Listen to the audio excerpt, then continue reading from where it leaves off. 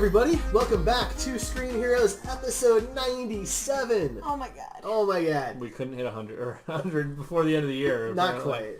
That's tough. It really means we can only take 2 weeks off the entire year. But this is our last show of 2017. We're going to be reviewing Star Wars Episode 8, The Last Jedi.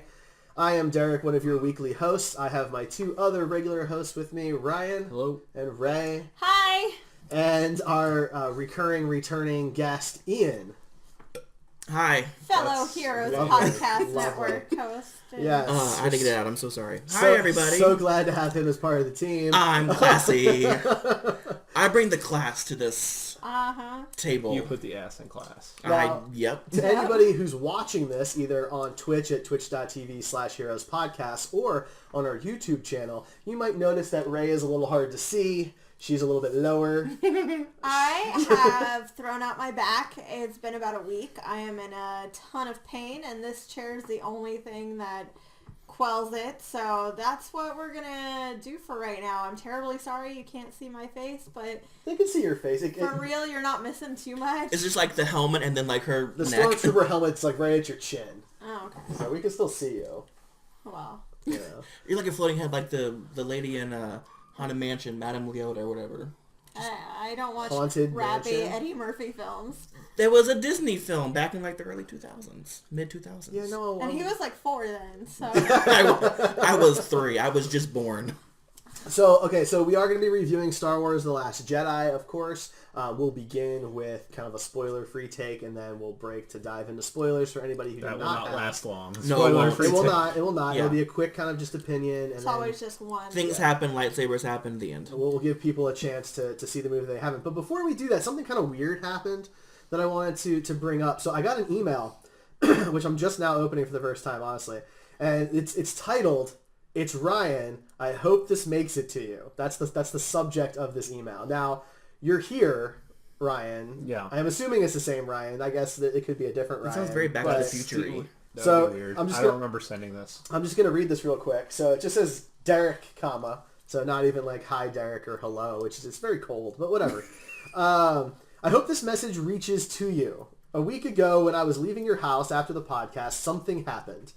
I don't really know how to explain it, but I fell into something and woke up in a different world. I know this sounds crazy, but I am literally on a different version of our Earth. They put me in a jail here, and from talking to other people locked up, this world is full of superheroes, and I am in their headquarters. Like, no shit. One of the guards has a cyborg-looking exoskeleton, and I'm pretty sure I saw a turtle with super speed. This is weird. Are you This on is- meth? What is wrong This with isn't you? you? You didn't write this? Okay. I don't know anything about this. They. Sounds like a prank. You said a bad word. Yeah, you're going to have to bleep that. I was quoting. Uh-huh. I was quoting. Captain Okay. America says don't say bad Explicit. words. Well, Language. talk to Captain America in 2017. I think he'll have a different opinion. That's true. He continues on. They let me have my laptop, and they let me record a podcast in quotes. I'm not sure why it's in quotes. With a couple of other, quote, people here. One of them is actually an alien, so I guess that's why people is in quotes. And the other one, I'm pretty sure, farted a rainbow leaving the podcast. So like That's a a My weird Little Pony or superpower. something, I guess. That's what My Little Ponies do, right?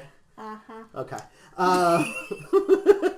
I just want to get information back to you guys, so hopefully you can rescue me and get me home. I'm attaching it to this email. Please edit and publish, since I know you have a lot of free time, and this could give me the Nobel Prize. So I assume there's a podcast attached to this. Oh, there's an audio file. I'm assuming it's the podcast he's talking about. Please reply to this so I know I have a way to reach you and let everyone know that I'm okay.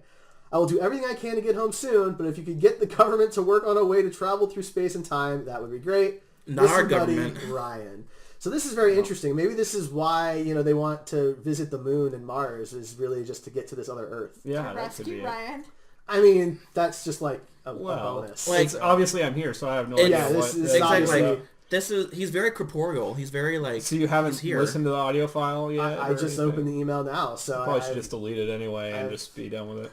no idea. It's called. It's from an email called Earth 2 Podcast. Okay. So that's very interesting. So I don't know. I guess we'll have to see what that's all about. I'll listen to the file. I'll let you guys know. Yeah, Sounds More at 11. that's good. No, Hopefully I'm getting bed at 11. So Sleep We'll at see 11. how much editing this podcast takes.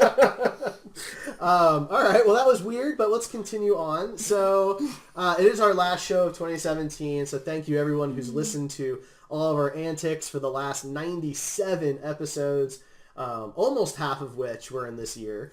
Let's give our spoiler-free Star Wars The Last Jedi take before we dive into spoilers. We'll go around the room. Ryan, you first. Like the movie, I'm trying to balance the light and the dark, but That's deep. not as deep as you would think. It seems deep when you think about it, but then when you actually look into it, it's actually not that deep. It's very shallow, and like other things in life, basically I'm relating it to the movie. Yeah, there were some really high highs for me, and then there were some very, very low lows, like the lowest of the whole universe lows. Oh, that's low. I think I know where you're going with that one. I may You know probably too. do. But yeah, I feel very mediocre about the whole thing. I'd say it's better than at least, I'm gonna say 2/3 of the prequels. Okay. That's where So I'm at least ranking one it movie right that's now. better. I assume you mean that episode 1 and 2 were worse than Right, The Last Jedi. correct. Okay. Yeah. Okay. Just making sure there. Ian, what about you? I loved it. There's a surprise. There was Look, to be fair, Ian also loved the loot crate system in Battlefront 2. Yes. no, I did not say that. You might as well have. He also loved X-Men Apocalypse, and I didn't say I loved it. I said I you liked, did say you loved it. I You can go back liked and play it. that. You were on a podcast saying it. So. Wow, I guys. there were some things that did not work for me for sure, but there were a lot of things. I think more things outweighed good than bad in this. I thought it was better than The Force Awakens. Okay. Not maybe almost as good as Empire. Empire still is a little higher, but you know, it's Just out of curiosity, where do you throw Rogue One? out of all of them. Yeah. Oh, good lord. I've developed a Twitch. Just while Ian's talking. I mean, it's in the high 4 or 5s. It's high up there. There's only 9, so... Well, it's high. I mean, it's in the high 4 or 5. Yes. Right? There are multiple So it's 4s either, and 5s. it's either in the top half or the bottom half. Yeah, I say it's in the top half. Rogue One's in the top half. Okay. But I loved it. I love the way they, developed the characters even more, and they took characters that we know and love and took them into a whole different direction, and was very shocking. And there were some great little cameos in there, and great, all around Star Wars energy. Like a Force, perhaps? Yes, or a Force ghost. Ooh. Alright. Ray? I really liked the trailers that appeared before the film. There were some really good trailers Oh. Kidding. before the movie. Yeah, there were some damn good trailers. Anyway, it was a movie, and it had pretty things, and it did stuff. Yeah. Stuff did happen. Yes. Spoiler alert. Lots of stuff did happen. The movie was not for me. I'm not saying it's a bad film. I'm not saying it's a good film. I'm saying that it didn't appeal to me, and I'll probably talk about the things I liked coming up when we do spoilers, because that is fewer than the things that I didn't like. So I'm going to try and stay positive. I do not want to step outside and have some of our Star Wars fans literally beat me, because they were threatening lives this week on Facebook. Somewhere, yeah. Okay. They're passionate fans. Yes.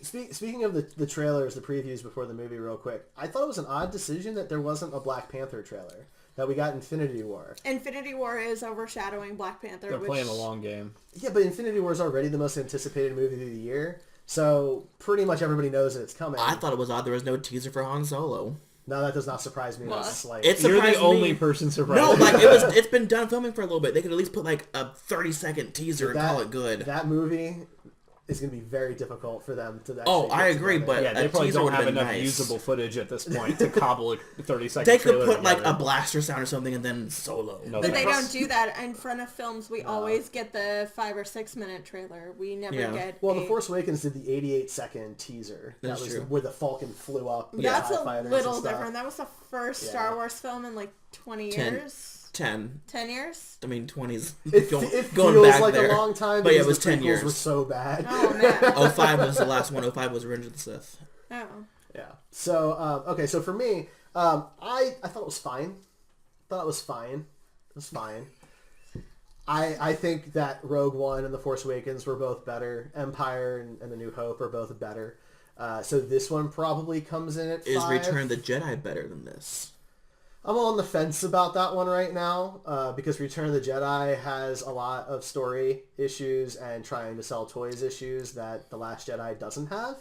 Because those porgs were just necessary to the plot. But then, exactly. They were But there are cute. porgs. So, The all right, babies are ugly as hell, but they're cute. so let's do this. Let's do this before we ruin anything for anybody. Yeah. If you have not seen The Last Jedi yet, or you care about the spoilers for it, please pause, go see it like everybody else who has seen it, because a lot of people did see it, and come back and finish our last episode of the year with us. This has been your warning. Thank you, and let's continue. Let's do it. So, Did you just burp that? No. We didn't go over box office numbers. I'm going to do that right now, because I didn't know if Spoiler alert, box office numbers. I didn't know if it would spark any conversation, and I just didn't want to risk it. So, As of right now, what is it? well, first off, I want to temper a few things here, because I think messaging on media outlets is really a big deal, and all of the posts about this were about how it's the second biggest opening for a movie of all time, and how it's destroying the box office, and yada yada yada. Okay. It fell short of The Force Awakens It did. by a good margin. And Rogue One. No, Rogue One. It beat Rogue One. it beat Rogue Rogue One One. did Okay. not perform well compared to the other Rogue two. One was like Wonder Woman, though. It performed well over a longer amount of time than it did in the short period. Yeah. So I have those numbers. Okay. So The Force Awakens opening weekend made $220 million domestically, which brought it to about $450 internationally. Mind you, it hasn't released in China yet. It releases in China in January. But the domestic numbers are the comparison. Right, but So then when it's, it has a long way to go, because here's does. why. All right. So The Force Awakens opened to a $247.97 million opening weekend. So almost 250. So almost 30 million more, which is more than 10%. Rogue One only opened to 155. Okay. Now it's also Only 155. Well, okay, but for comparison's sake, right? Now, of course, Wonder Woman, which was considered a massive success, opened to 103. Yeah. I think. Yeah. Right. It didn't have the strong weekend everybody thinks. It had a strong summer. It did. Now, I do want to put some perspective in here. Its competition basically didn't exist. The only other movie to open this weekend of any note is What's Ferdinand. Yeah.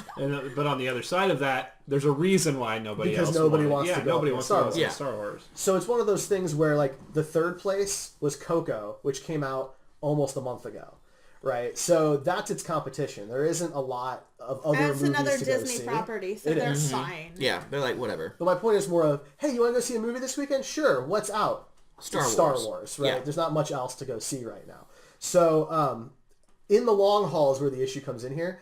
The Force Awakens domestically pulled in $936.66 million domestically.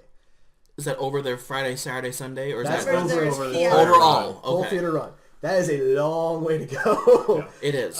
Now, with the Monday's box office and things like that, we've got Last Jedi up to 241.6, so it's almost at 500 million worldwide. It's just short of that at 94.5. And we do have the holiday coming up as well. So it'll break 500 million For sure. this week. Yeah, before the weekend probably. Today. It probably broke it today. Yeah. Because we don't have today's numbers yet, right? So I would imagine by the end of the year, it easily crosses 600. Oh, yeah. I think it's a fair guess. But I just want to temper that a little bit. That, yeah, it did well for movies in general, but for Star Wars, it came in second place.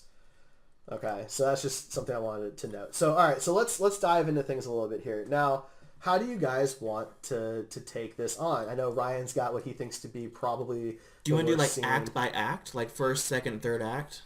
I think that's getting a little overly We specific. could do about characters. Okay. I'd like to start talking about Luke then. because that's where we left The Force Awakens, was with Luke's silent Luke face. and Rey, yeah. And he actually doesn't say anything in that scene at all. He throws his lightsaber that was hilarious. that he lost his hand with and threw it off a cliff, which I thought was really weird. I didn't think so because of, he's in exile. He didn't want to look at a lightsaber. He wants to forget about all that. So he's like, bye. I don't think I would want the thing that chops my hand off anywhere near me. It didn't chop his hand off. It No, was in his Vader's. hand when it got chopped off. Okay, you're right. My But bad. wouldn't you I'm be the remembering slightest things. bit curious where it came from? Also, it was your father's saber. It was. So, Who okay. you supposedly patched up things with in Return of the Jedi. So, The very end. So I have a lot of thoughts on that. I have a lot of thoughts on the entire movie, so get prepared for that to be said a lot. But so I think that was basically like a metaphor for the way Rian Johnson, wasn't that his name, felt about what J.J. Abrams did in The Force Awakens. I'm just going to throw it all away and, move on with whatever I want to do. Could I have seen that being a scene where, yes, it's not something he wants to be around? Absolutely. Did Luke need to make it like comedically timed to make it a moment of laughter? No. We had 2 years of waiting. People are acting like all these reveals in this movie were built up by the fans. Who's Snoke? Who's Rey's parents? Who's all these things? Those weren't built up by the fans alone. There was a lot of stuff in Force Awakens that made it seem like these were important things. Agreed. And that moment was the cliffhanger for 2 years. Yeah. And they made it into a comedy moment. it was a punchline, not a particularly funny one The either. comedy in this movie always felt very slapstick and forced. Like It felt kind of Marvel-y, I if that kept makes waiting sense. for them to look at the camera like it was a Jay and Silent Bob film and go. No. Like, I'm surprised there wasn't a bloop Little from the bit. lightsaber, like just to add to the, you know what I mean? Like it would have been, that would have just completed Some it. comedy worked. Some others were like, Mm. really? Well, it's rare that you have a big box office movie where you never chuckle, Yeah. right. right? That's rare. Unless it's something like a war film. Right. Right. Aha, My war. favorite But- joke throughout the whole thing is Leia in front of Luke saying, "I know what you're gonna say. I changed my hair." Yes, Like, I I laughed enjoyed so that. hard. That Which was Carrie Fisher good. actually wrote. She wrote that. That whole entire scene with her and Luke, she basically Figures wrote. that would be her own Which act. I'll talk about that later. I knew it. I turned to you and I was like, "That was her. That was all her." But that's a great line. That's a good moment. Yes. That felt like a real moment, It felt like acting and natural. right? And But Luke is weird that whole time when Rey Luke is is trying to weird get through him. the whole movie. That's what I'm saying. That's it, Yeah. the whole time, right? The milk scene. I The get it. worst kinda movie or worst scene of any Star Wars movie ever. That was terrible. That was very uncomfortable. Off-putting and I What get was it. the I He's get like, it. I get here's it. a Well, tit. It's a throwback to the blue milk that he's which is drinking. the in Yes. dumbest throwback Right. ever. Because Rogue One did it too. Galen Did they? Erso has it in his fridge in the Oh, yeah. opening scene. But- That's it. But the way they're going to reference it is to have alien teats shooting out green milk, and then the creature that it comes out of going and staring at Rey while Yeah, Luke tugs it and has it never drinking out his... needed to know the face behind that. Yeah. How much do you think that animatronic thing cost? Probably at least 10 grand. It actually makes me angry that was in the movie because, like, I get what they were doing. They were trying to show that Luke has this really boring day to day. Yeah. Rey could say later, "I've seen what your day is like," and whatever. But the scene with the fish was way cooler. Yes. Like him Oh, when he- going yeah. across with That the was stick and then like coming. You didn't see him catch the fish, but that would have been cool. But like with this giant freaking fish walking back to his hut, that was cool. That They was could have done awesome. something else like that, but instead they went with the effing. It was weird. I will admit that. It was Weird. unsettling. The animatronic was very cool looking, Okay. but it was Yeah, But, weird. but again, Disney poured a ton of money into the movie. Oh, yeah. Right? So it was expensive, and most of it looked good. But there's also some You shorts go there and as you well. find the one person you think can save you, and that's one of the first things they do in front of you. You're gone. I am off that island. I'm like, no, I can do better. Chewie, start the engines. Let's go. Did you see my forest scene? I'll just take care of So this. Bruce Wayne 25, he hated the milk scene too. So it's not just us. But It was kinda But weird. here's the thing: so Luke is not happy that Rey found him. No. Correct. Why did yeah. you leave a freaking map then of your exact location? That was like the entire plot of The Force Awakens. So yes, there's that. But I want to put that aside just for a moment. If you're mad this person found you and you don't want people to come and find you, why don't you give this person a good reason to leave rather than just be annoying so she can leave and bring somebody else back? They know where he is at this point. Who else would she bring, though? Leia? Well, Leia's already there. Like, you mean bring Leia to Luke? Yeah. To Octu. Well, the whole point is that Luke doesn't want anybody she's to know kinda where busy. he is. No, but he doesn't know that. Well. Right? But the whole point is that he doesn't want anyone to know where he is. He doesn't want anybody there. He doesn't want anybody to be on his island. But he doesn't give Rey a good reason as to why that is, other than just being really weird the whole time. But again, he this gives is her a all... reason later on. Okay, But I mean, all this is irrelevant because he literally left him a map of where he's going to be. So yeah, we can argue about this back and forth. But if he didn't want anybody there, here's the answer to that: don't leave him a map of how to get to you because, I mean, I assume he left the map in case they needed him. Well, I mean, there's rumor somebody has there, it that and he now you left don't the want map him. basically just for Leia, and then she kind of just showed it to everyone. But that's the thing, that Leia sent Rey to go get him, and he had no respect for that, which I thought was weird. Like, I understand that it's not supposed to be the same Luke that we left in Return of the Jedi, but it just seemed strange. He seemed to be just channeling as weird as he could be. Which I can see maybe being on an island alone in isolation, that will do that to a person. That will make them kind of... Has he been alone? Because he's talking to Yoda. Well, that was the first time he saw him, though, I thought. Is it? In 'Cause 30 he goes, years? I mean, we don't know what happened, when he was training the other Jedi, but I think that was at least a long time since he's seen him, because he looked surprised to see him. I mean, maybe. But that's my point, is that there's a lot of assumptions about, well, he's obviously alone. He's not talking to the caretakers, or he's not talking to Force ghosts. He's just staring out into the ocean by himself, is something that we have to take a leap to assume. But he's just weird the whole time with it. So then, of course, he comes back to save the day. Did any of you question that was going to happen? No. No.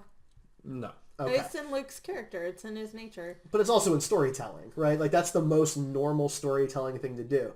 Hey, we need your help. No. Hey, we need your help. No. Okay, fine. I mean, no, I did almost question it at one point, because we did see his X-Wing submerged. And so I'm like, well, how is he going to get... Yeah, how would he ever be able to get an X-Wing out of liquid? Because that's never been done in the Star Wars universe. Yes, but I mean, being submerged for that long, I don't know if there'd be, technical complications, whatever. Okay. So, I'm like... clearly he didn't need it anyway. No, clearly, yeah, he's like, screw this.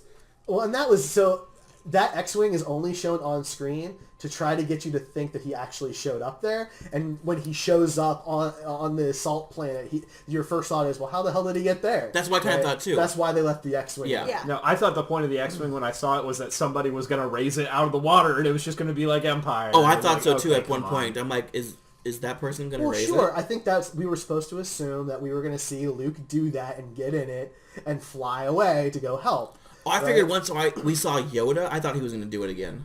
Just because he's like, douchebag are you? And then raise it up and then he flies away. But clearly that didn't happen either.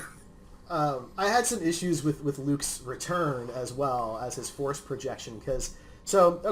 He looked like his younger self, like from the flashbacks. He got a haircut. Right? He dyed his hair and everything. He also had the wrong lightsaber. Mm-hmm. And his feet were not leaving footprints. Well, but that's because he was a projection. Right, but I mean, all of that was because he was a projection. Like, it was... But why was he projecting the wrong lightsaber? Why was he projecting his clothes different? I mean, obviously he has such control of the Force that he can do that. As soon as I saw his lightsaber, I'm like, something's different here. Something's not right. But that's my point, though. Because it got shattered. It's just strange that he would show up with the blue saber, because the green saber is what's in all the flashbacks. Yeah. Right? They show the green saber in all the flashbacks. Which was very cool. I like that. So that's the one Ben knows. Yeah. So why would he show up with Anakin's saber? Maybe because it was Anakin's? The same reason why they did all that stuff. It was because for the story to work, and they wanted to give you some hints that this was not actually him, and it was a projection. And if he had his green saber, then you would have gone, okay, well, maybe it is him. But with the blue saber, that there's no way that thing still exists unless he threw together his father's old lightsaber, randomly. It just seemed weird for me. Let's get down to the brass tacks of it all. How do you guys feel about them killing off the second person who's still alive and not the person who isn't alive? See, here's the thing. With the plans for 9, I felt that he was going to not necessarily torment Kylo, but be a looming presence. Like he said, if you strike me down, I will be, I will become a presence, like your father, or whatever. I can't remember what he said exactly, but He didn't say it as well as Obi-Wan did. He did not. He said it differently, and I think in the long run, in 9, he was going to be a presence looming over Kylo, and Leia was going to have to be the one to redeem him. And I bet you money Leia was going to pick up a lightsaber. There were rumors that Leia was supposed to be the focus of Episode 9, yes. but it wasn't written yet. So when Carrie Fisher died, as sad as that is, you rewrite the end of Luke. You don't have to rewrite Leia's story, but you can rewrite the end of Luke and not have him fade away like Obi-Wan did. And maybe they have big plans for 9 with him. Maybe they do, maybe they don't. Maybe that was the long run. I don't know. But it just seemed more like a risk to kill off. Now there's nobody left from that original group, and now you have to rely on your new characters, but you've been leaning on the old for 2 movies. Which I feel like in 9 they're going to rely on Luke too much, which is going to lessen his death in 8. So then, I mean, that's again a problem. Yeah. Right? So what you've done is you've spent 2 movies where you're still leaning on the old, right? You were leaning on Han in the first movie, you were leaning on Leia and Luke in this movie, and now you've got to move into the third, and you've got a situation where Finn and Poe still aren't really doing anything that spectacular. If anything, Poe almost ruins everything a couple of times. Yeah, multiple times. And Finn is only alive because BB-8 is the greatest Mary Sue of all time. Dude, BB-8, like, that droid was pretty spectacular in Force Awakens. Mm-hmm. And in this movie, he was like the hero. How did he take care of everything? And I'm saying this... Droids always do that, though. With so much, like, sarcasm and disdain. Like, how? Why? Why? I mean, he breaks them out of prison. Yep. He steals a ship for them. Yep. He steals a walker that he just plugs into and is moving around Snoke's ship. Murders people with it. And just blowing people up. Yep. BB-8's a badass. So I want to get back to Luke because I don't think please. we really finished with that discussion. Moving on to BB-8. We digressed. So the whole projection thing really cheaped out on what could have been, I think, a really amazing scene. We've never seen... Okay, so Anakin was born of the Force. His father was not existent. Mm-hmm. It was midichlorians or the Force, whatever. And so Luke's bloodline is basically from the Force. Yeah. We've never seen a power like Luke's, in theory, right? There's nobody who could compare to somebody that was born of the Force. What could have... We've seen barrier use in the Force before, like people blocking lasers and things like that. How awesome would it have been for the AT-AT scene with all him shooting, getting shot by all these AT-ATs, and Luke to like have, doing the Wonder Woman thing or something, like, like have the Force shield around him and the laser blast, and be like completely worn out because of the Force that he had to use for that, and then go into the real fight scene with Kylo and have Kylo win. Sure, if that's what you're gonna do, have Rey witness another one of her mentors get struck down or whatever, if you can call him a mentor from this movie, which is being very generous. But you really could have done something amazing there, I totally agree with you. And in the new movies, they've even shown. I mean, one of the cool things that Kylo does in the first film is stop the blaster bolt in midair. That was cool, right? So Luke should be more powerful than Kylo if it's a bloodline by thing, a lot. right? Yeah, I mean, so why? He's been training for decades. Yeah. 30 plus, almost 40 years. Luke has been training to use the Force, right? Mm-hmm. So why couldn't he have stopped all of those? Thrown them aside, made giant explosions happen, maybe blow up. I'm not sure that I want him to throw AT-ATs aside. Sure, no, not the laser bolts. The laser bolts. I mean, there's no precedent for that really in the movie canon. Like nobody's ever really stopped a AT-AT. It's not like a little blaster bolt. Well, no, but if Kylo can stop a blaster bolt, right? I'm just saying it's not like a huge leap. No, and I agree with that. I feel like it's less of a leap than what actually happens, which is a Force projection across which is something we've never seen. And being able to be there in a corporeal state where you could have physical lightsaber contact, right? Or the dice thing, which I'll get to later. That is far beyond anything we've ever seen. There was nothing like that in Rebels or the other cartoon that I've... Right? I mean, I'm pretty sure that in canon there's nothing like that's ever happened. There was... to Now, across like a star force systems. projection Across star systems. I don't believe so. I think there's been force ghosts for sure. Sure, yeah, yeah. obviously. But I don't think that there's been a force projection until now. Where somebody's living person has literally pushed themselves and made themselves look different to another star system. Not that I know of, no. And like that seemed like a huge stretch for me. But then again, they changed the Force ghosts because Yoda can actually do stuff. See, I never really saw was it cool. as them dying. I always saw it as them just kind of becoming one with the Force, so it's still kind of... I was okay That's how with that people because see it was it. like manipulating the Force still. But so here my question is though, if they can do that, and only Jedi can do it, Sith can't do it, right? That's what's Well, they could, right? but they don't know how. Okay, Yeah, but it's my point is though, potential so in canon, Sith can be force ghosts. Yeah, this will... in canon, Yeah. who in canon Darth Bane. has a Force ghost? Yep. What's that in? Clone Wars. Interesting. Yeah. I've been told otherwise, so that's interesting. Well, anyway, Watch the Yoda arc and you'll see it. so you got one Sith Force ghost. You have at least three Jedi, because you've got Obi-Wan, Qui-Gon, Yoda, and Anakin. Yeah. Right? Maybe who knows Anakin. who Why knows is else? Anakin then just showing up and talking to Kylo? Or slapping him in the face, because I guess you can do that. It just, if Yoda can show up and set a tree on fire with lightning, I feel like the other guys could have helped maybe stop the First Order. They could have. I mean, they're like, let's see how this pans out. And then that didn't go so well. So all that does is make the Jedi look even worse than they already do in these movies. Yeah. But yeah, so that scene, as like cool as it felt in the moment, definitely should have been better. I didn't have as much of a problem with that. I mean, Yoda was 900 years old. Sorry, I meant back at the battle. Oh, okay, Sorry. yes. The crate battle or whatever. Yeah. I loved, I'm going to say, I mean, I know we haven't talked about the planet, but that planet, like Oh, I everything... love the planet. And really, the cinematography is the best thing I can say about the movie. It's like Yeah. everything was beautiful pretty much, and... I love the contrast between, the bright, hot white and then the deep reds. Those Yeah. are really pretty, and I love that. I didn't like the design of the ships that was basically designed to manipulate that, It but... looked like a B-wing that was like But why did it need discarded. this one like rudder thing to To skip help up all this? balance it? Yeah, It was in a the middle, balancing. the It middle. Yeah, that gives it it was balance. very being in weird. the, like I don't. No, I whatever. know, but that's Star Wars. One of Star Wars tropes is to create a weird ship for this planet. That's what Yeah. they do, right? That's why there's a bunch of different walkers and there's a million different vessels. I like the new walkers. They were very cool looking. Because you get a mix of new walkers, then you see in the background a bunch of old AT-ATs as well. So, which, funny enough, for those who play the Battlefront game, you find out that the First Order is actually a contingency plan from Emperor Palpatine. So it's just basically like him Did you saying, get that from a loot crate? "No, you get it. You get it from the campaign.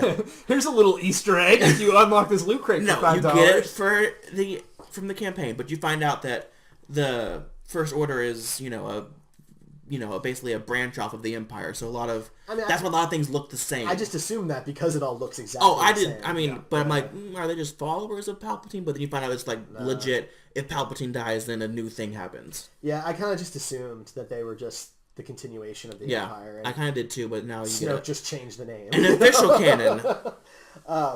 By the way, the fact that a video game, like Star Trek did this with the 09 video game tie-in, video games should not be canon in franchises like this, in my opinion, because not everyone's going to play the video game and get all the DLC and all that BS. So that bothers me. But I digress. But yeah, the planet's beautiful. Most of the time, the planets are beautiful. The ships are beautiful, right? I don't think I've ever looked at a ship and thought that it was like poorly constructed from a CGI standpoint. Maybe the design is silly, but the artist did a good job. The right? one that looked like an iron. It was a Spaceballs ship.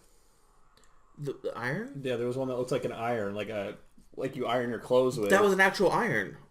Was it? Yeah. Yeah. Oh, Yeah. okay. I thought it looked like a Star Trek symbol to me, but that's just Because me. it was supposed to look like you were about to be stepped on or whatever. And it Yeah. was actually an iron okay. pressing you. I thought it looked like the Star Trek symbol. I'm like, Again, it was- that's a nod to JJ. It was probably. another joke thrown in the movie that Yeah. seemed kind of out of place at the time. Because like people are dying, the rebellion is about to be literally crushed, like for the first time, legitimately crushed. Yeah. And like here's a joke, and, That did it reminded me a lot of like a Mel Brooks joke. Yeah, I'm like, this Spaceballs. seems I mean, very that's- much like Spaceballs. Well, yeah, I'm pretty sure there was a ship that wasn't iron in Spaceballs. I mean, if there wasn't, it definitely could have been, and right. I wouldn't even I think mean, there's twice Mega about it. Maid. So, Yeah, exactly.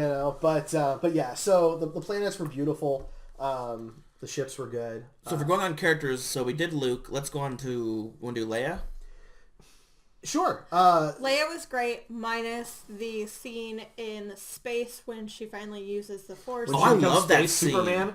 No, I love that scene No, so that was much. poor Oh god, CGI. that was terrible, man. That it wasn't just that the CGI. For me, that might be my least favorite scene in the saga. Really? In the whole saga. I I absolutely could totally loved see it. that. I'm not surprised. So aside from it narratively making absolutely zero sense, it looked like shit.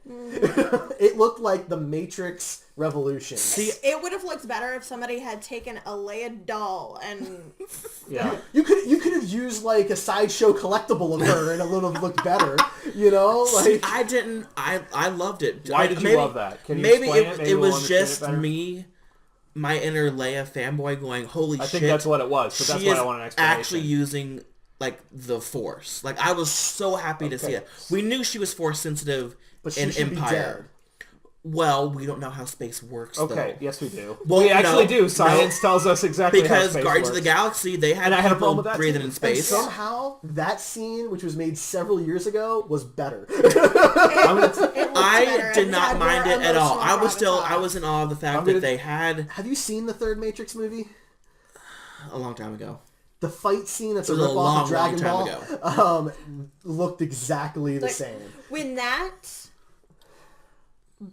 when that bomb blew up and took out the majority of the rebel leaders, that was a punch to the gut. And just sitting there. Well, do you remember? I hit thinking, you because I thought like, oh you my god. are loud and you are drunk. Like you need care. to bring it down a bit. I don't care. No, but like that would have been. But do you remember me like hitting Yeah, you going like, I oh my do. god, they I actually do. I killed was off there. Carrie You said Fisher. that, yeah. They killed off Leia. Yeah, that would have been more emotional to me. That cheap-looking CGI fly through space took that away. See, I didn't. Well, I only Like, saw it the my- one time with you guys. I don't know if my- it looked cheap or not. I can't My remember. heart, did. my heart went out for Admiral Akbar. At that point, I was like, "Oh." And I forgot he died until they Sad said, about- "Oh, by the way, Admiral Akbar is dead." What? Yeah, a throwaway from somebody that's been through so much He's and then he gets gone? a throwaway. Right, he's got like one line in The Force Awakens. I'm gonna tell you why you're being a Leia fanboy, and then that scene was Well, not no, good. I'm not. I haven't finished yet. Oh, okay, because everybody else had already talked, so I thought maybe you had finished. No, Oh everyone my talked God. over me. Let's calm it down a little bit. The reason why I liked it so much is because they showed Leia being not as powerful as Luke, obviously, but still being in the realm of she could take down, you know, whoever, Kylo Ren, the Empire, whatever. So you're telling me that scene was the best way they could have shown that she can use the Force well? Well, they haven't showed it anywhere else, really, except for her just being, you know, sitting down somewhere going, I feel someone. That And is that's the problem. But that think- is not Ryan Johnson's like duty to make up for, though. And if you do, you don't do it with Space Superman. Like, Well, and if you do, like, here's the thing. Yeah, it's a poorly written scene. It makes no sense from a narrative standpoint. She's in space, freezing over. She's dead. She is dead, right? She's not dead. It wasn't realistic in Guardians of the Galaxy. It wasn't realistic here either. and But- here it just looked worse. But here it just looked bad on top of it. So you took something that doesn't really work in the realm of sci-fi, and then you also made it look really cheap in a movie that had a massive budget. But I'm also wondering, was this a scene that they added in maybe after her death? So that's why they had to do CGI? Or was Doesn't this... matter. Then don't do it. Yeah. Is the thing. Like, if that's what it's going to look like, you need to have the integrity to say, this doesn't look good enough to be in the film. Well, her, you know, Because, her... so here's the question then. If it wasn't in the film originally, does that mean the bridge did not blow up, or that she did die? I don't think it was in the film originally because when she was in her hospital, you know, when she was in her coma, Ryan Johnson said that she was not on set for that. That was CGI. They CGI'd her face onto someone else. Or did like a prosthetic why, or why whatever. did that look okay? Because maybe that was a still shot. That wasn't a moving shot in space. Look, it looked better with Tarkin in Rogue One. Okay. Well, let's get past the fact that it looked bad. Okay. It looked bad. We three of the four of us are saying it looked bad. I would say that's probably the case. You said you couldn't remember if it looked bad because you were fanboying so hard. The reason why narratively that didn't make sense, it was a bad idea to do, was because the most we've ever seen, including in Force Awakens, that she's ever been able to do as far as a connection to the Force is to get a feeling about Han or Luke. That's it. Now you're telling me that she can not only manipulate the Force and do things that the Emperor couldn't do, and other characters that have been Well, we never saw the Emperor shot in space. No, we saw him throw down an elevator shaft, which, Yeah. I mean, okay, I don't think it's that much of a stretch. I think what they were setting up, though, was her to be more powerful in 9 with the Force. Okay, Maybe they had... But then when she dies in real life and you can't do that anymore, that's what reshoots are for. But I didn't think they wanted to do a reshoot. They wanted to give her a fitting, It doesn't make it good. You can't go from... but I think they wanted to give her a fitting kind of, tribute. And so They don't think that was didn't. the way to do it. They failed. No, they didn't. They really did. They didn't. I think that if going from... You can't go from 1 to 9 without having 2, 3, 4, 5, 6, 7, 8. And they went from 1 to 9. There was literally no explanation. Are you telling me that while Kylo was training with Luke, that she was also training with Luke? Yeah, but Rey could use the Force. Rey could do a Jedi mind trick. Rey But couldn't they fly showed through that. space, and they But showed they her didn't show her progression. training. They didn't show anything. We're not gonna agree on this. There's She no just point unlocked wasting a a bunch of Jedi time mind about trick. it. It's a bad scene. That makes I liked it. I know you did, and I know it's You're because allowed to Carrie like Fisher it. died. Well, no, And it's because it was a cool scene. I'm like, yeah, fuck yeah, Leia's using the Force. so she had used the Force to grab a cheeseburger. You would have liked that too, by that logic. No. Right? So because you just got to see her use. I the would have Force. liked that better than what we saw. Look, I like when seeing an her pull actor- herself to safety. When an actor dies, you have to be careful about how you handle it. Well, yeah. Right? And it happens a lot in major franchises, especially ones that have been around If this long they as Star Wars. had that shit part blow up towards the end of the film, so I could still have that great line that Carrie says, I changed my hair with Luke, because if you kill her off at that close to the beginning, you don't get that great line, and I want that line. That line was like the only joke in there that wasn't over the top for me. That would have had the huge emotional gut punch that Empire did when Vader was revealed to be the father. And that is what I wanted, because that's how it felt when Carrie Fisher died as a person to me. I felt like I was punched in the gut. Oh, yeah. So that is what I wanted out of this movie in a way, and that... Here's how you fix that in the narrative. You switch the purple-haired girl and Leia and let her do the lightspeed jump through the other ship. She sacrificed herself to save everybody. That's how you do it in the movie. That's a send-off for Princess Leia. Not this random person that we met for... That's good. That- Yeah. But You know what I there's mean? even other ways to do it, right? I'm What sure you there could are. have I'm done- just saying the narratively. bridge blows up, and because she was on the other side of the table, she didn't get sucked out before the shield came on, right? That's been in sci-fi for decades. Right, and that's in episode 3, actually, too. They had a shield that, or So a she's blast hurt, door or whatever, something. Right? She got hurt. Maybe some glass blew up and cut her, and she's got a concussion. She still has to do everything else except the floaty, spacey part, right? Would have been fine. You could have skipped the bridge blowing up altogether because Vice Admiral Holdo can still be the leader. In charge, yeah. Right? Because we don't know the hierarchy. We don't know that Akbar outranks her. Right. You know? Make her second in command. That's fine. Nobody's going to have a problem with that. And what you've done now is put in a position where you had this really cool character of Vice Admiral, and you've killed her off. She's gone now. Right. Yeah. She was cool, dude. I liked her, She too. was. She was all right. I mean, she's better than nobody. I Sure, they didn't now like have. that So, we knew very little about her because I didn't care about the character. For her sacrifice, it wasn't very big Yeah, for me. it would have been a lot more movie with Leia because you would have had, Absolutely. 4 movies worth of content to Right. build up this character and then to have her 100%. sacrifice for the rebellion, And So then one- you also get to keep a cool female for the A movie hierarchy number and 9. Yeah. someone in power. So to wrap up Leia, what did you guys think about her and Luke's scene? well, so real quick though, something that's kind of important. People want to say this was a good tribute to her, but they're going to have to kill her off. No, they don't. They just No, they don't. I Not feel at like- all. She's the general. That So doesn't mean anything. She not could, showing her is. they could easily say she's leading an attack from our new base. She is off on a mission. They could easily do that. Are you kidding? I absolutely adore you, but they cannot give her the same treatment that they give to sitcoms when they write out a character. Like, oh, they're on the other side of the building that we just never I think it's happen to weird show. that you're Like, okay with that being her ending in the That story would instead hurt. of... I mean, like Star Trek is I mean, if thinking they of kill her doing off, that I'm with- okay with it as long as they do it with in a Anton proper Yelchin. way. But that's because Chekhov is supposed to live through all these other events because they're in the past. Right. Carrie Fisher's Leia is older. Right. So I mean, they could very well kill her off, for sure. So as long as they do it properly, I'm okay with it. But they can still do it the other way. They have to put her in a situation that is even more deadly than surviving a being in direct space. explosion in outer and space. she can't use her force powers to get out of it, apparently. That's a hard corner that they painted themselves into now.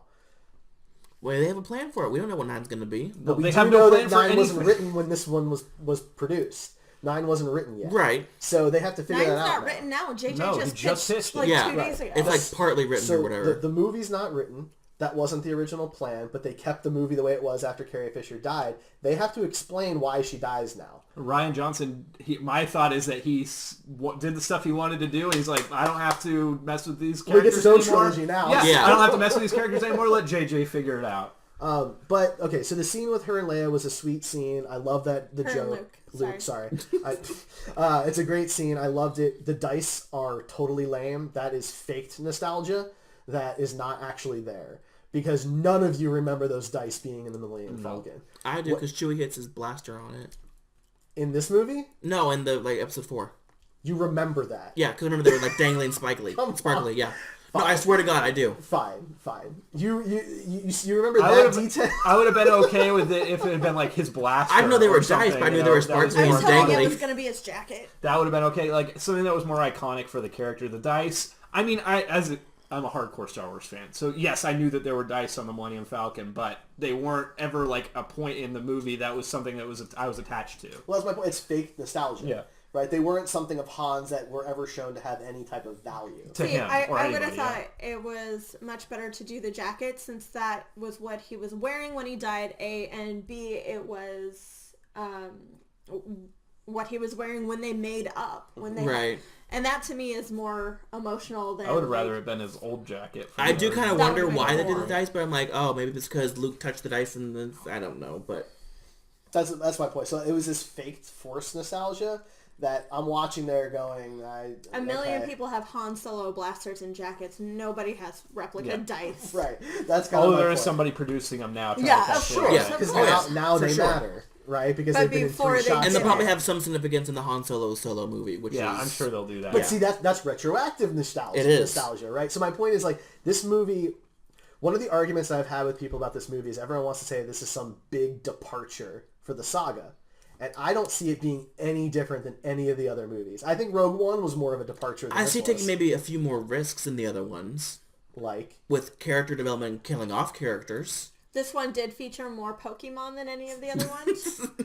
But as far as killing off characters, though, in The Force Awakens, they kill off Han. In Rogue One, they kill off everybody. Killing off characters that, we didn't expect to get killed off. Who died in The Last Jedi that was shocking to you? Snoke.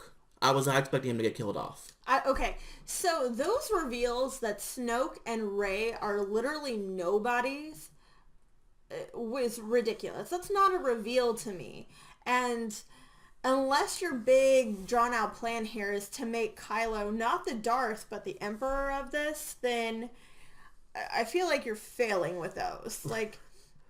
No, I think you're making a really good It point. goes back to the point that I made earlier, whereas I think that...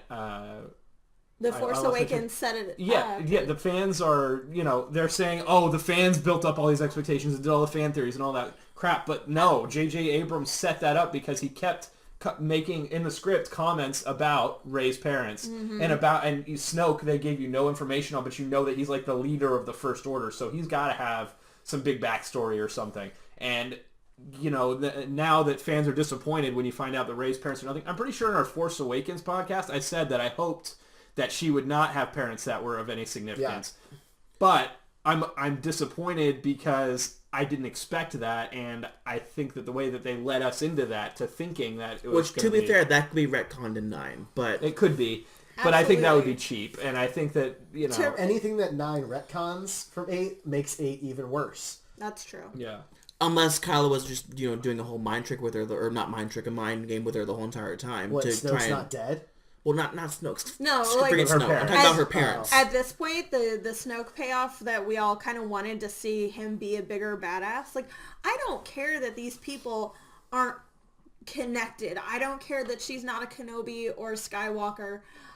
I mean, it would have been really cool, though, had her parents been one of the other Jedis that died, or that was her grandparents. It would make more sense because of how powerful she is. Like, you don't just randomly show up and be that powerful without having some kind more of... power. This goes back to my Anakin born from the Force point, because you're telling me that a nobody... She had no training but could use all this. Not even the training. Snoke even makes mention of that, saying a girl with no training bested you with a lightsaber. Not even no training. I'm saying that, like, her overall Force power, Luke says, I've seen it only once, and it didn't scare me then, but it scares me now. Yeah. Obviously, she's more powerful or more in tune with the Force than he is, but she has no lineage with the Force, whereas his bloodline was literally born of the Force, so was Kylo's. I agree, yes. Like, that's my problem. So that doesn't really bother me, because if you go back to the prequels, there were tons of Jedi.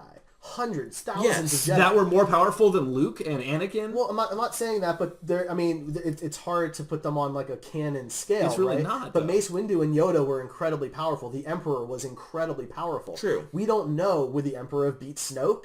Would Mace Windu be more But powerful this than isn't Kylo? like a fan fight thing. No, but my point, though, is... to an extent, it has to be, because if we want to say that it's surprising Rey's a nobody because of how powerful she is, we have to then assume that all of the powerful Jedi are from some special bloodlines. And the saga never tells you that. The Skywalkers are the only special bloodline. My problem is that exactly, the Skywalkers are the only special bloodline, and this one character that has no bloodline is more powerful than the Skywalkers, who are literally born of the Force. Well, that's where my problem is. We don't know that she's more powerful, because Kylo's still alive. In fact, he's leading the entire First Order now, and he's a Skywalker. But she seems to be more powerful than Luke. Maybe she might not be more powerful than Kylo. That really hasn't been established. Luke. I don't know that she's more powerful than Luke. Yeah. She's certainly doing things that Luke wasn't doing at that point in his training. Well, that may be true, right? But he was also in a different position. He didn't have people using the Force around him to push him to do things.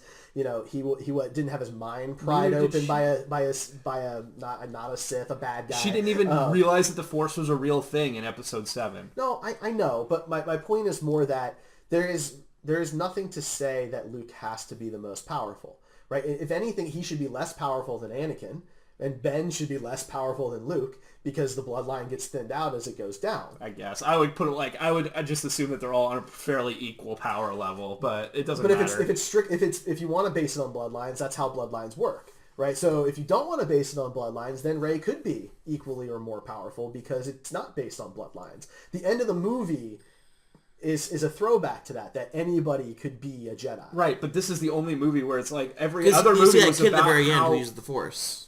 Every other movie was talking about how the Skywalkers are pretty much the ones to bring balance to the Force. They're the most powerful ones. There's a prophecy, and now this one movie is saying, oh no, you can be anybody and be more powerful than this bloodline born of the Force. Well, but don't forget, though, that the saga also shows that prophecy is wrong at least twice, if not 3 times. Because first it's Anakin who's supposed to bring balance to the Force. Then it's Luke. And then, no, there's another. Well, Anakin does bring balance to the Force at the very end. At 7. At 6. That can be argued. Because the First Order is clearly still destroying the galaxy. So balance, I don't know. But my point is that that prophecy is fluid. That prophecy has changed through the 6 movies that begin with those, right? It was 3 different characters the prophecy was about at different points in time.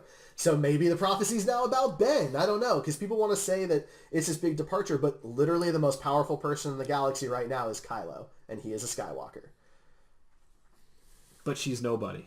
So it's 8:52. How long is this podcast going to be? It can be as long as we want it to be. It's our last one of the year. Okay, I just want to make sure, because we haven't gotten through a little longer, because we haven't talked about anything else with Rey and Kylo, and then we have to mention the other new characters too. I mean, we have to at least talk about Finn and Rose. Okay, that's good. We just that was enough. They're cute together, but they do literally nothing to progress. Finn is he's great. I love the actor and I love the character, but he really doesn't have. There was no point to him being. The Canto Bite scene to me was kind of just there for plot. No, it wasn't there for plot. It was there because it didn't have anything to do with the plot. It was a beautiful scene. Everything was beautiful. Costumes, the set design, everything was great, but it was just what did it do for the plot? Nothing. Exactly, yeah. The only point of it was that it was for Phasma, to get him to Phasma. That was the only point of which I hated that they wasted Phasma. Maybe so much. But those characters she's the Boba Fett of the new trilogy. I want her to still be alive so bad.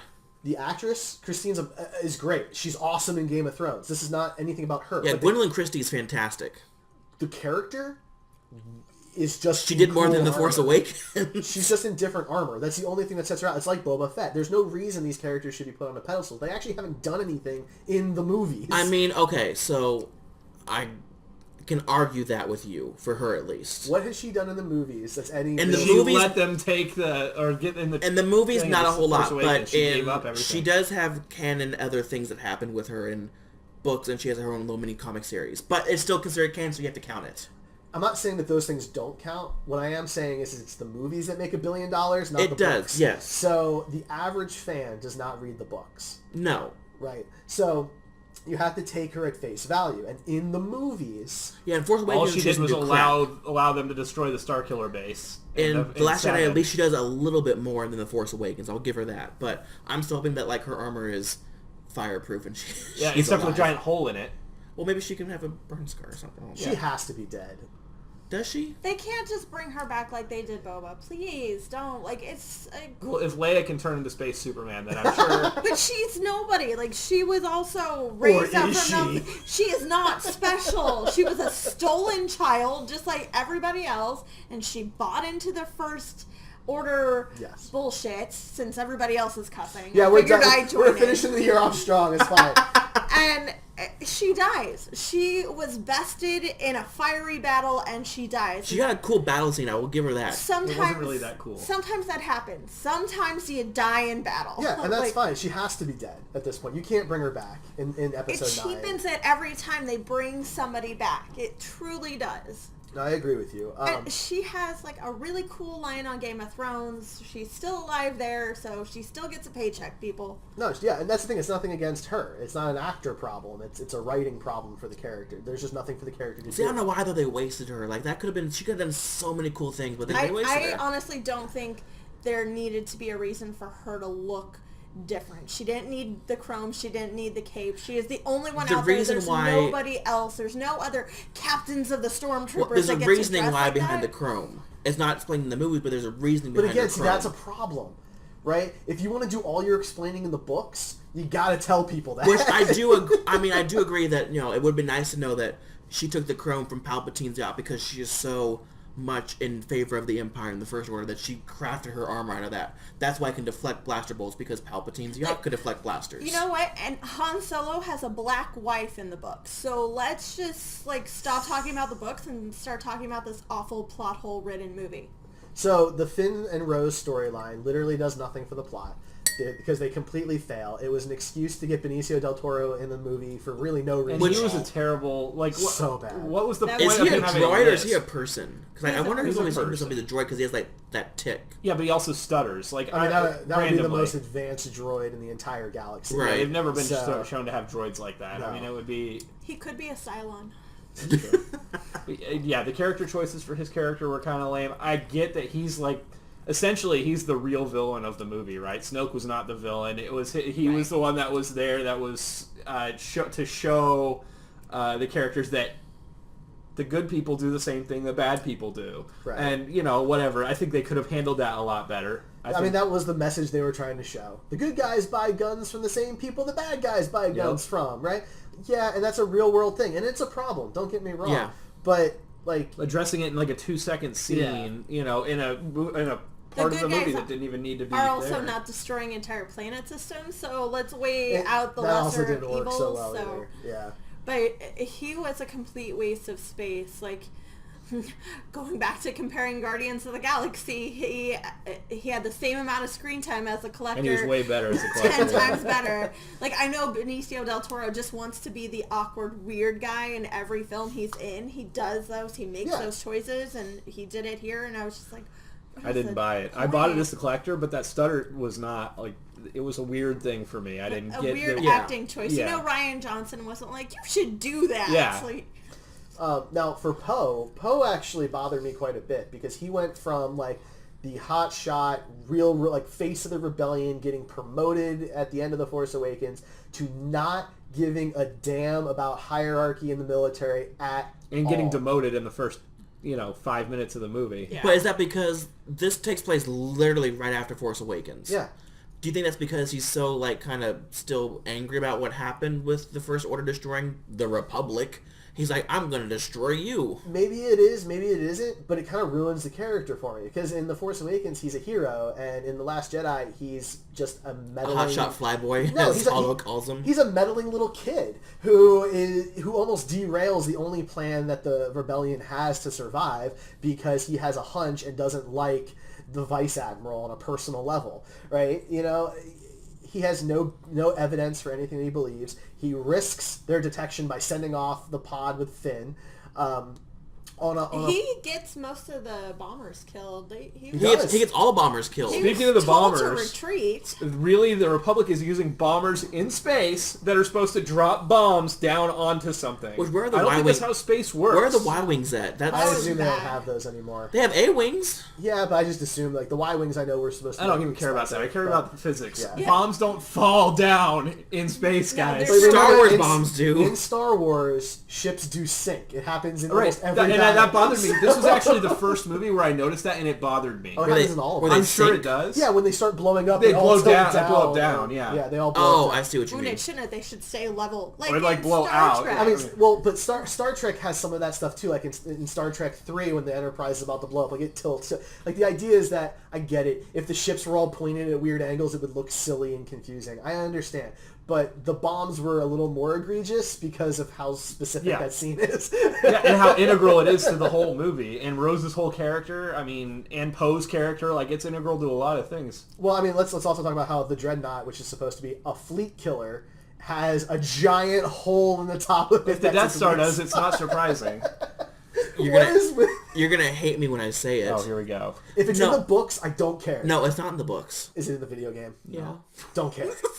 I don't. I know, but I'm just saying that's it's there. You just gotta look for it. At some point, the bad guys have to stop designing ships with giant bullseyes. I do agree. In Rogue 2 Electric Boogaloo, somebody's gonna have the plans for the Dreadnought. We're gonna find out that he was like, I'm working for the Republic. I'm gonna put a big hole that nobody's gonna notice on top of it. Now, additionally, I like that scene even less because there was a rumor for that scene that ended up not being true that I think would have been better. There was the rumor for why the Dreadnought was flat was that they were going to have an actual space battle of troops on the outside of the ship. Oh, I heard that too. And I thought that would have been at least new, unique, maybe it's a really different. scene. I don't know. I cannot think of anything in sci-fi where that's actually happened.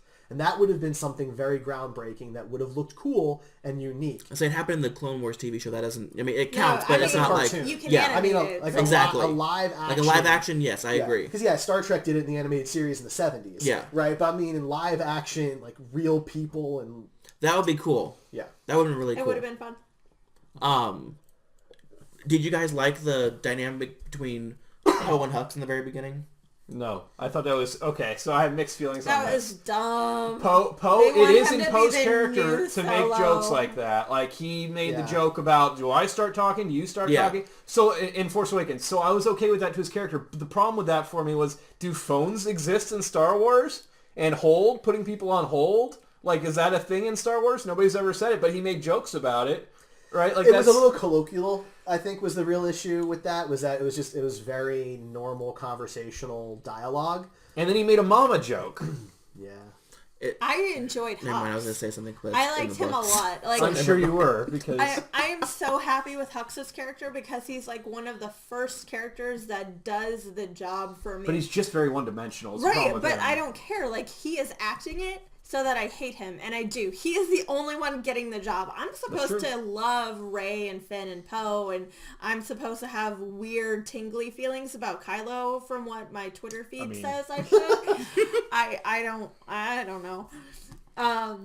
Bruce Wayne 25 does agree about the vulnerability thing on the Dreadnought, by the way. I just want to throw that in there. But it's so different than the other movies, guys. This one was groundbreaking and changed everything in Star Wars. Ryan didn't make this movie for you. Right, I know. He made it for the real fans. No, he made it for him. Oh, okay, yeah, that's true. And by the way, just as a parallel here, to say that something that happened in The Last Jedi is okay because it's explained in a book is like saying the Hobbit movies are okay because of the Lord of the Rings movies. And that doesn't work for me.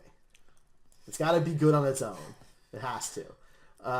And Can we haven't talked about Kylo at all. So we need to talk about Kylo and Rey and their whole little Force-connected mind trickery. I'm going to say that Kylo was the best part of the movie for me. He still doesn't like It's him. because he He was almost shredded. had me. He almost did. So anyone who doesn't know, I actually really found Kylo annoying in the Force Awakens. I did too. Not Adam Driver, Kylo. I like Adam Driver, but Kylo, he was a little too whiny, a little too teenagery Anakin. Yeah. As as an adult, didn't work for me. In this movie, he almost had me. He really did. What was the part that lost you? When he is the Star Wars version of the movie Magneto, where he's a good guy, but he's really a bad guy. But no, he's going to be a good guy again, but he's a bad guy. But he likes Except Rey. they really did like 90% of that in this one movie. They did. Magneto's been doing it in like 17 movies. I know the scale's not quite the same, okay? But for me, a character can only go back and forth so many times before I cease to care. But he didn't go back because he wasn't being a good guy. Where did he go to the light? That at is all? true. I'm He didn't not, go I'm back not to saying that he light. went to the light. I'm just saying that I don't buy it. He manipulated the situation to try and get Rey to be Yeah. with him in this new... I understand. He's look, almost smarter than I- Snoke in that instance. I He is smarter than understand. Snoke in that I don't think it was some like college level scene, that was like a complicated thing. He wanted to kill the big bad guy so Yeah. he could be in charge because the bad guy was picking on him. I get And it. he wants to bone the hot chick, and the two of them run the whole I thing think- together. I think that's cheapening it a little bit. I think that he wants to not be alone doing this thing alone. He found somebody that's like him because really in this time period in Star Wars, who can use the Force, right? There's Snoke we know of. There's Luke. There's Kylo, and there's Rey. And half of them are dead now. And now Force they're all Ghost dead. Yoda. Yeah. So I mean, yeah, he apparently when found- you're a Force Ghost, you can do stuff now. And hit people with a stick. he found a person that's like him, that's Yeah. young like him, and Yeah. so he saw he might not have to go this alone. And the one line that really actually got me to be more like, okay, I'm with Kylo now, is when he said please That's to true. Rey, because that was the scene where When you he's holding could out his tell. hand? Yes, Yeah. he said please because he doesn't want to do this alone, and he's not confident. He's a bad Sith. He's not good. He's not a Sith, Okay, but- he's not a good. He's a bad dark guy. side user. He's really not like cut out for it, and even no matter what, and you could say he's going back and forth, whatever, but he's really not so far gone that I couldn't buy him going to the light side because Same. he really wants Rey to do this with him, and he doesn't think he's doing the He wrong wants a thing. friend. He wants a companion. It's not just like, sorry that I use the whole he wants to bone her. Because yes, he totally does. He is very attracted to her, and you could tell she is too. But that's kind of the thing that, this is a weird comparison. In all of Anne Rice's novels, she has the vampires like pair up because it's an immortal life and they want a companion. And It makes sense. Well, somebody that understands your position in life is always going to be more attractive to Oh, you. yeah. That's fine. I'm not saying that there are parts about his character that I found confusing or just didn't make sense. I get that. But he's such still a whiny, tantrum-throwing child. I mean, the He entire proves that final with the- act of the movie is that way. When Rey says no, he gets so mad that he takes the fleet down to the planet and unloads 28 AT-ATs at Luke. He's a child. Yeah. Had But that's Rey part of and his Poe character. really not met before then? Like, No. That's it. Jeez, wow. Unless there was a scene we didn't see on the base in episode 7, but No, we didn't. you're right. Yeah. It's so weird to keep the new trio apart from each other for a full 2 movies. Here's my question. When is Lando coming in? Because we need him. He's not. He's not. I don't care about Lando. I want at him to this come in point. at 9 at this We, point. we don't need cameos from all these people to make the, you know what I mean? Billy They're D is obviously also not connected. in a good spot. Like, he's... Health-wise, he's not in the best Like, shape. he walks with a cane and stuff, and I'm not saying they can't bring that into the character. I'm Yeah. saying that, it's more traumatizing to me to see these heroes fall and see them sickly and stuff. And, like, you go to a con and you see Peter Mayhew, and it's sad. It is. It It is. hurts. So I don't want to see that on screen anymore. If they were gonna put Billy D into the movie, it would have been this one. The Codebreaker, yeah. That's who it would have been. He could have been on That that would've been planet, cool. somewhere That'd in be that cool, city as their contact or whatever, Yeah. and he was fed bad intel, and that's how they get, right? But they didn't. He's not going to be in episode 9. I think that would be a bad decision at this point. What else? I'm not saying I wasn't trying to downplay your opinion of Kylo. You're allowed to have that opinion. But I think that anger, that I know people that have anger issues, right?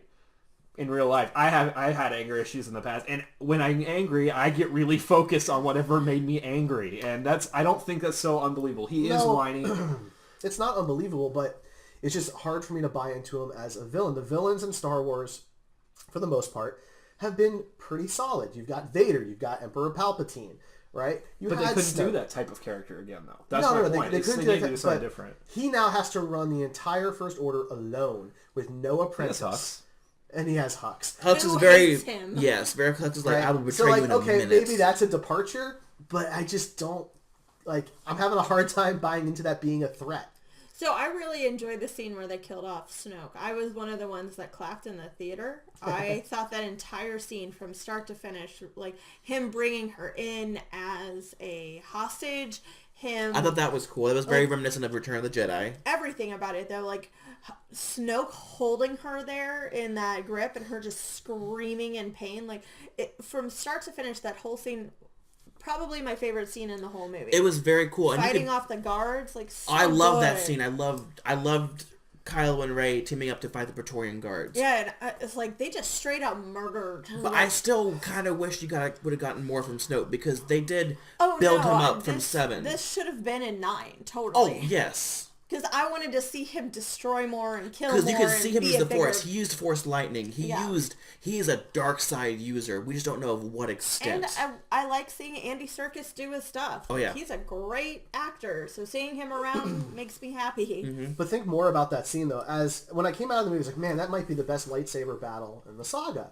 Then I was thinking about it. And you in that room had, supposedly, the 3 most powerful Force users in the galaxy.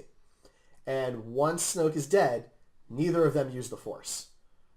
They do. It's a straight lightsaber battle to grab their sabers. No, well, the saber to the head thing that that Kylo does. That was cool. I love that. The very last moment when the fight is over. Oh, so that doesn't count. Because the fight's over, right? No, it's not. There's still one left.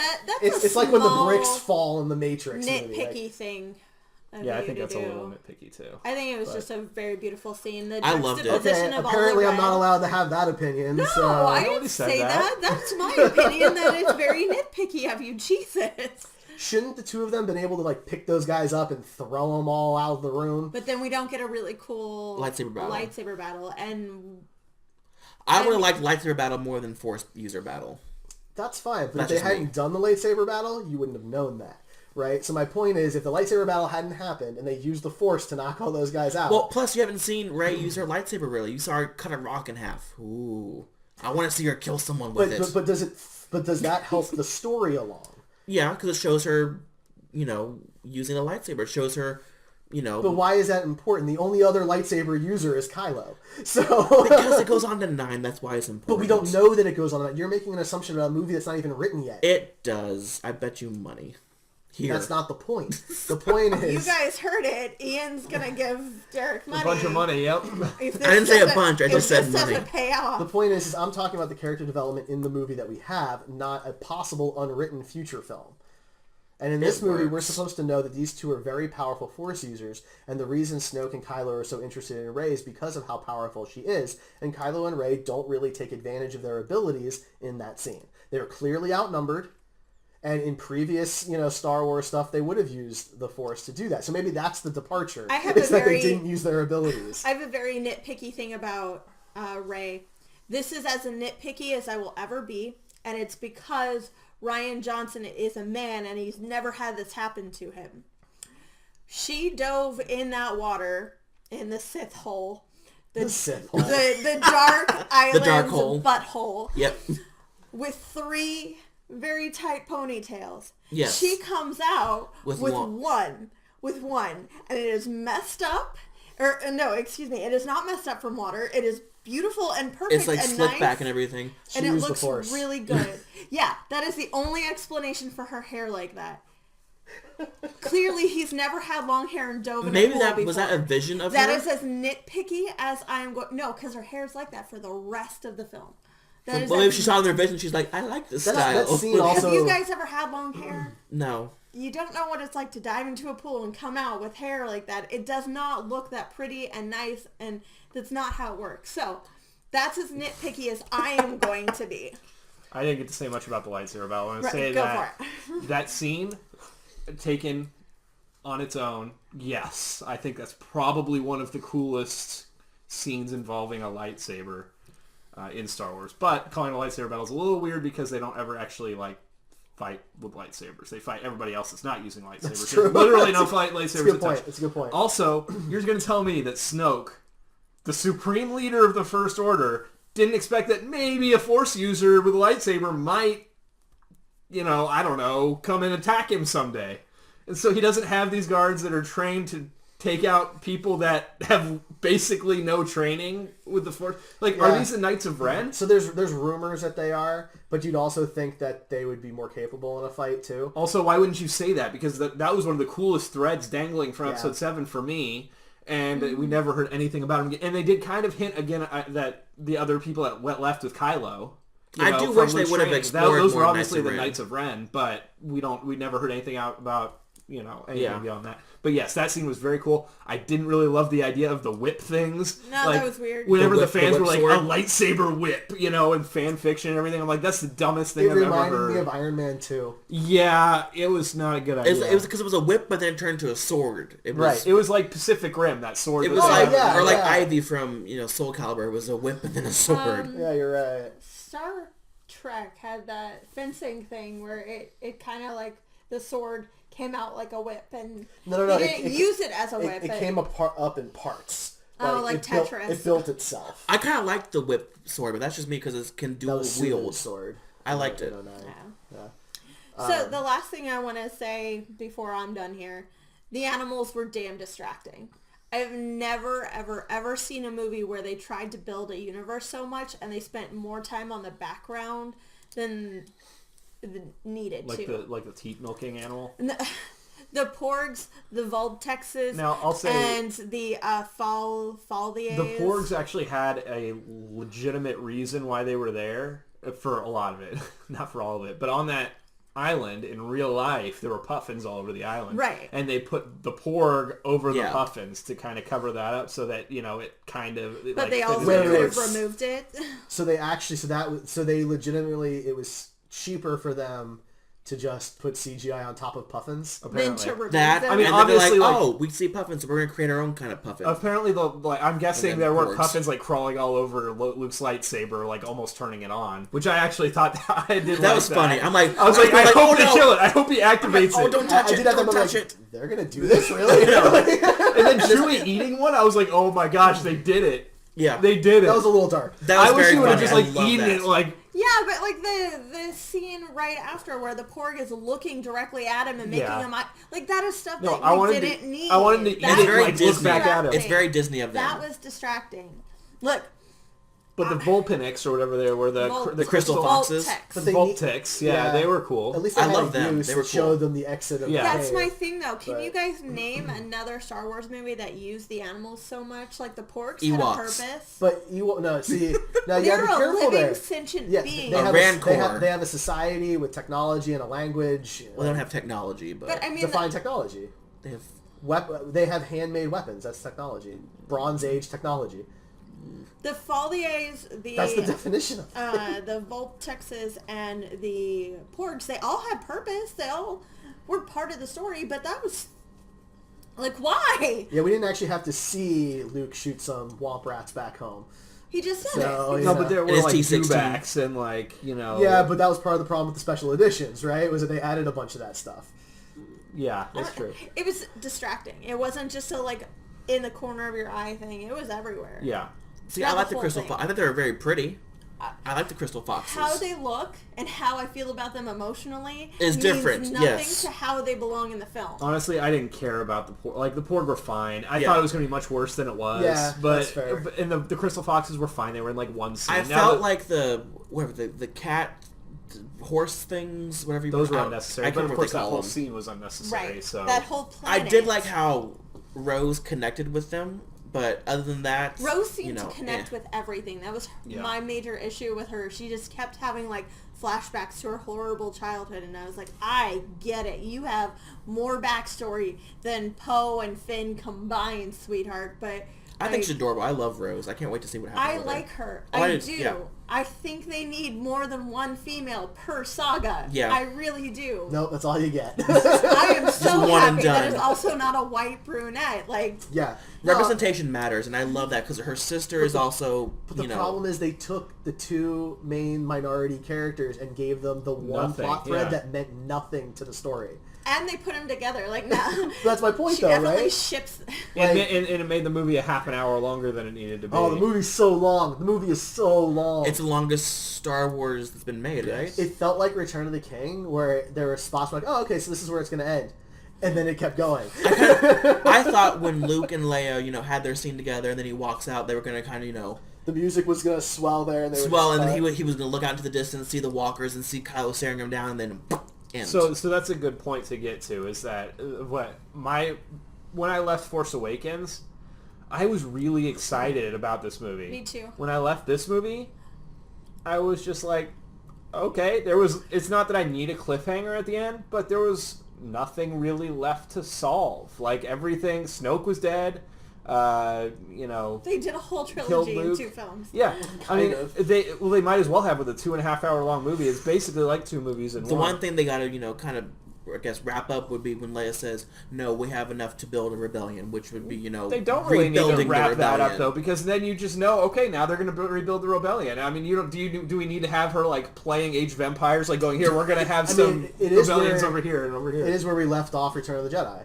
Is Yeah. essentially Yeah, where this and we movie didn't- leads us, yeah. right? A bunch of really bad stuff happened, but the good guys kind of prevailed and survived, and the big bad died. And they blow shit up. Right. And the guy who's the big bad is really conflicted, so how big of a bad will he be? Yeah, We don't I mean, really Kylo know. is really the only thread left, and I was really into Kylo in this movie. Like, I was on board with him fully. I struggled a little bit with Force Awakens, but Kylo and Rey were my favorite parts, and I love that they were brought together. I think that Rey was wasted a little bit, but I'm hoping that gets better in Episode 9. So what do you think of the whole forced kind of love plot between Rose and Finn? I think we think kind it of was covered forced. that. I mean, And I don't think anything it that was- included them was just Yeah, kind of it was- I unnecessary. Just be gone. hated that so I don't much. think it was forced. To be completely honest, as a chick, if I had been through all that stuff and I thought I was going to die, I'd try and kiss the dude too. I wouldn't even sit there and think like, oh, when I wake up, we're going to be boyfriend and girlfriend. I'd just be like, this is how I'm going out. Hot dude's getting a kiss. Like, that's how I'm going to die. I do honestly feel that if they had let Finn sacrifice himself and blow up It that would have been battery better. ram, It would have been a nice would have wrap. been like, I was God. legitimately going like, oh my god, they're going to fucking you want kill to him talk off. about a departure from Star Wars? You do that. Yeah. Yeah. That would have been really amazing. I was like, oh my god, they're I going to do like her little line though. Her, we don't kill the things we hate. we fight against them or something. Yeah, we fight for the things we love. I thought that was a really good line. And That was a it very kinda- strong line from her. It was. But no, It you're was totally fine. right. Like, I it's a was little really sold on cheesy. it, yeah. They're still on the battlefield. Like the fact that somehow nobody is like, oh, hey, shoot them. There was a walker going like, They were so far and away. target. Right? Like, how did they get back without a single AT-AT going, pew? I am not gonna lie. I thought that too. I was like, oh my god, there's Yeah, no they cover. They If drove it's those hard ships for- way the F out Yeah. there. Like, they had a long ways to go. If They're it's hard- 10 yeah. feet from the AT-ATs. No, Yeah. yeah. If it's hard for me to get from point A to point B in Battlefront 2, it's hard for them to get from point A to point B in It the was movie. hard for Finn to get there. Yeah. How is he getting back on foot? With a chick in his arms. And he's dragging her too. He's like, oh god, I hope you don't scrape her. There were a lot of issues from that standpoint. I liked what Holdo did with the light speed ramming. That was so cool. was really cool. It does unfortunately beg the question, how come the Rebellion hadn't done more of that type of attack with ships that were about to be blown up anyway? My issue is, why didn't the First Order, when they were, attacking Leia's ship, why didn't they just, kind of maneuver around a little bit, send some fighters out, and then attack from the front? Like, why is only attacking the rear the only option? Well, the idea is that they're all at the same speed. So, But you could send fighters out that are much more faster. but in A New Hope, see, this is again, like, they want to talk about how the chase was a big departure, but in A New Hope, they state when they find that one TIE fighter in the remnants of Alderaan, Yeah.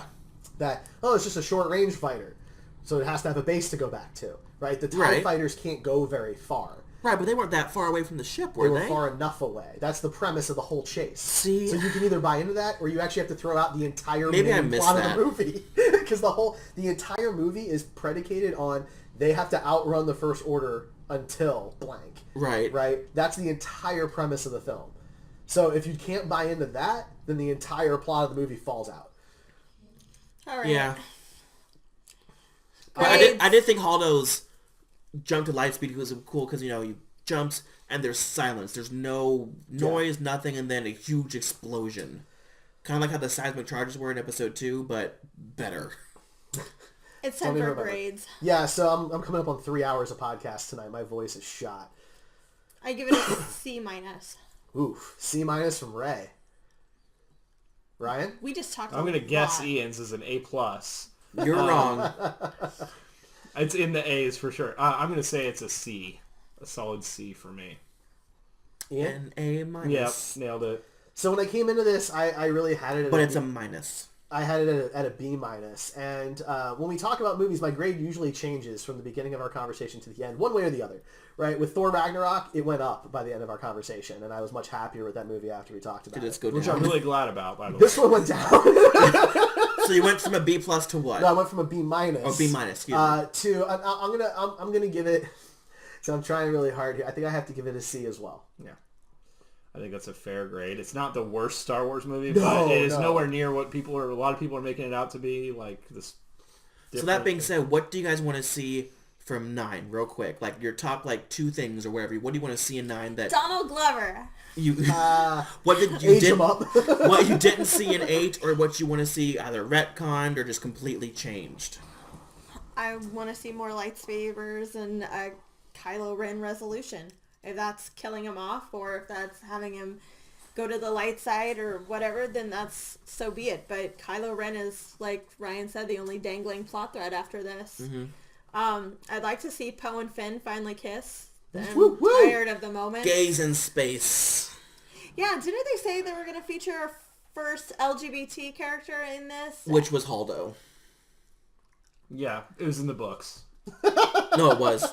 I know. That's why I said it. It was legit in the books. I totally believe you. But she was lame. ambiguously LGBT. I want full on man-on-man kissing, space penises touching. So I will say, in 2017, Star Trek did it better. I will say that much. Yeah. Yeah, they actually showed someone holding hands in Star Trek. They kissed. straight They on were husband kiss and Did they husband. kiss? I thought they kissed out. No. Count the kiss in the movie. No. No, not the movie. The show. The show. Oh, There I wasn't- thought about the movie. No, It was Star- a Star Trek movie this movie in year. 2017. Yeah, Star that was Trek last year. Discovery Oh. had...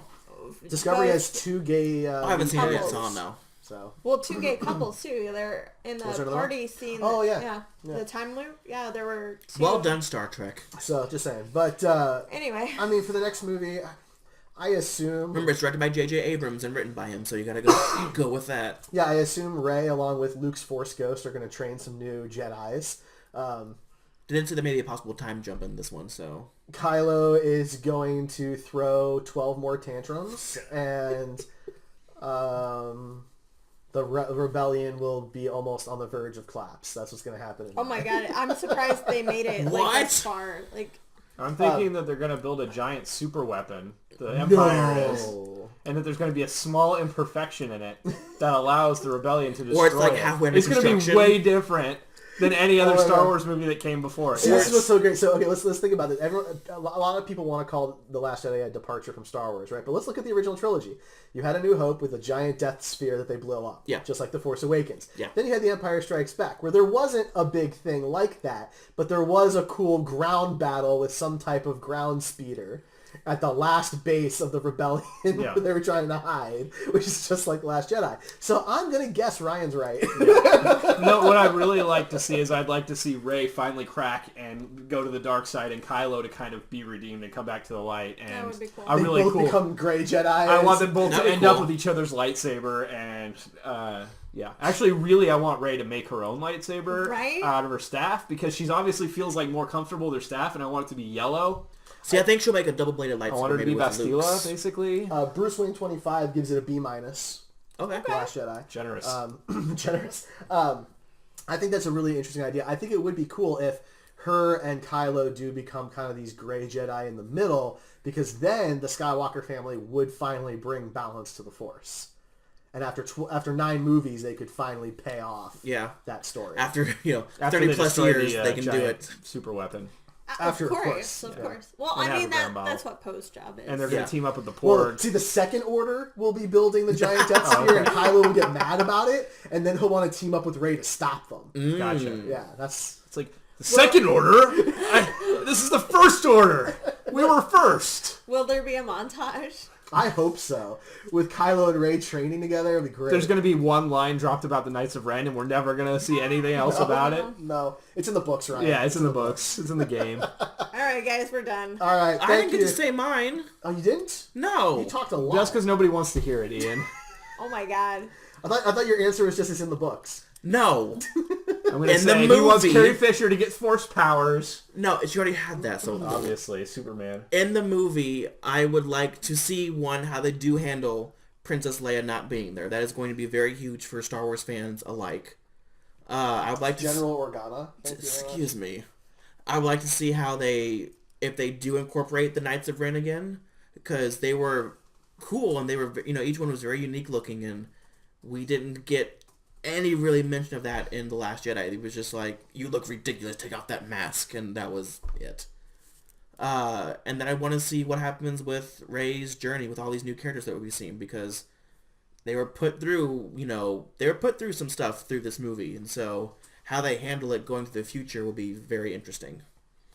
Also, I want to see Yoda again, because that was fun. I just want the whole movie to be Yoda. Just Yoda. Agreed. Yoda training Kylo when he comes to the light. That's what I want to see. I want to see his Was temper everyone tantrums with Yoda on his back. Star Wars Episode 9, Return of Yoda. Was everyone surprised when Yoda popped in, by the way? Yes. Because Yes. I didn't expect that. Oh, so I had remembered that there were rumors of Frank Oz being on set. He was at the premiere, And- and I think that was a big thing. But then he was also at the premiere of Episode 7. Yeah, Yeah. but I actually didn't know he was. At I the didn't premiere, get to say but- Yoda being a puppet. Thank you, Ryan Johnson. You did that right. That I was know, the they got most the- they got convincing the Yoda. puppet right. And Yeah. Frank Oz. Yeah. Yeah, That was they- kind of, they I got was it like, right. I see these ears and I'm like, Yoda! Yeah, that was one of my favorite parts. Yeah, I His agree. walk. That's one thing they never nailed with the CGI Yoda. Yeah. Agreed. No, they got that right. I thought they did a good job with that. But that's going to be it, guys. We're at an hour and a half. We are done.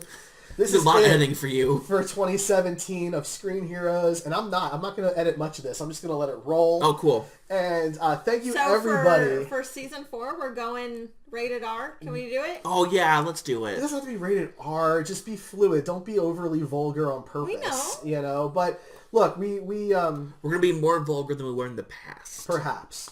But look, will everybody be. who has listened over 97 episodes. Thank you. Yes, Thank you we so appreciate much. you. We love you guys. Please reach out to us at Heroes Podcasts on Twitter and Facebook. Of course, follow us on Twitch at twitch.tv/Heroes Podcast. We do Screen Heroes live Tuesday nights at 9 p.m. Eastern, 8 p.m. Central. We are taking next week off, so we will return on January 2nd. Yes. Is when we are coming back. And so the episode will be live January 2nd, and you can listen to it later on the 3rd, and my voice is shot. Somebody poor man. finish up for me, please. All right. You can find us at Heroes Podcast on Facebook, Twitter, Instagram, Gmail. No Gmail. We don't have a Gmail. Forget it. Thank you, everybody. Watch our other Look, shows. we got Ryan of Buster Props, Ian of House of Turner Cosplay, Hi. Siren Ray Cosplay. I am the Star Trek dude. Thank you, everybody. Happy New Year.